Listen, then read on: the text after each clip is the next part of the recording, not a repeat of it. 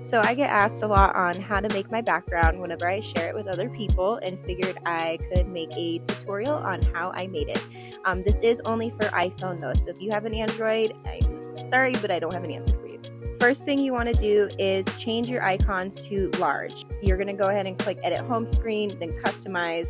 Your icons may already be set to small. That's usually how all our iPhones are, but you're going to switch them over to large, and it's going to give it that look that flows seamlessly with the shelves.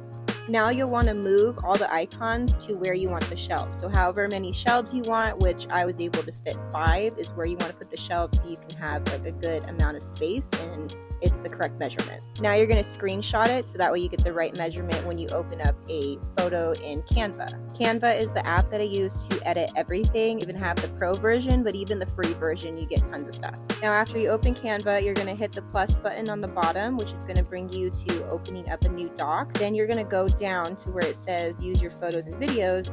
Click the screenshot of your home screen. Select use in a new design so that way it actually opens up a whole document. Now, in order to do what you actually need to do, you're going to swipe left to open a whole new blank page, and that's just going to give you the correct measurements that you need. Now you're going to add that same screenshot back into the open template, and then you're going to go ahead and resize it and make it the same size. Now I changed the transparency. I go really low, that way I can see what's behind it, because this is just my guideline. Also make sure it's the very last layer.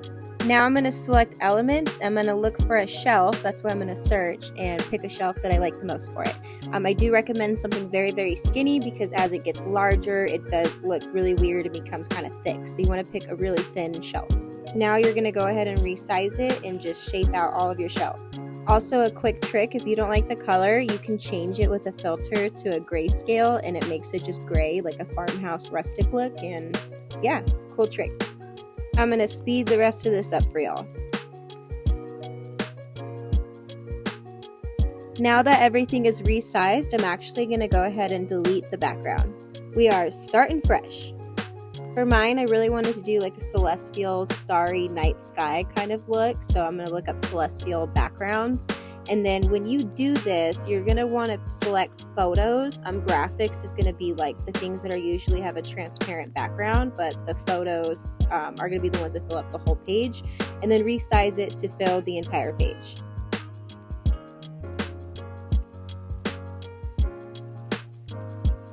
Now you need to change the position of your background so your shelves can show. Now I'm going to look up arches or arcs, however you say it, I don't know, but this is what's going to give you that shadowy bookshelf look, and then just pick any design that you like. Now you can't change the color of all of these, but some of them you can, so I recommend picking a solid one. Resize it to fit, and then leave a little bit of a space at the top.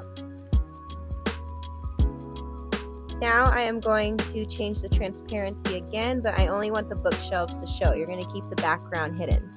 This part is pretty much customizable, because I'm going to do the transparency and let my background show, but you can of course just leave it a completely solid background, or just however much transparency you want into your liking.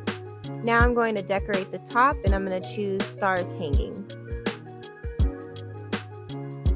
Now to resize it and fit it to the top. Now here is the time consuming part. I'm going to show the process and then show the rest in a time speed up.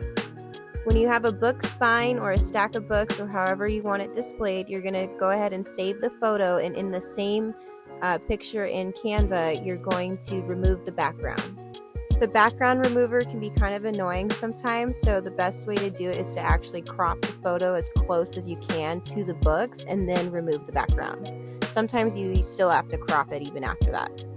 Most of the pictures of the books I have, I either Googled and found like a full entire cover, and I was able to crop the spine, or somebody had a really aesthetically pleasing book stack that just looked nice, and I saved the photo, and then that's what I used to put on my background. And just so you know, all the books I put on here are my God tier series. I'm going to speed the rest of this part up to not bore you to death.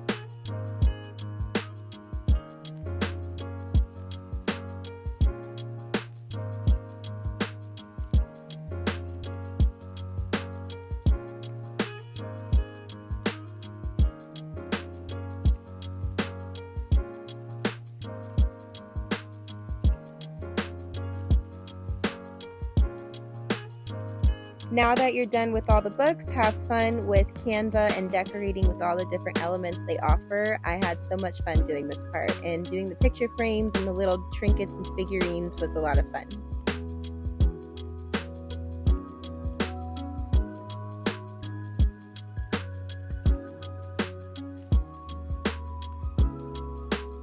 Now that we're done decorating and we're pretty much finished with everything, we're going to go ahead and download the image. Make sure you change to JPEG. I do change the size so the quality is really good, and put quality at 100. Now customize your wallpaper. I do want to mention one thing I forgot is that you do have to have the most current version of iOS for this to work, so keep that in mind.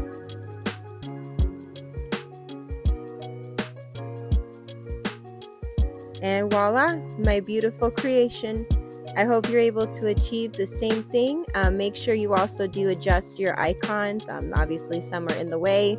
And then I actually did go back in and make some changes because I felt like there was some empty spaces in a little few areas. And this is what I came up with when I was all finished. I hope you enjoyed this video and that you were able to accomplish a beautiful wallpaper just like this.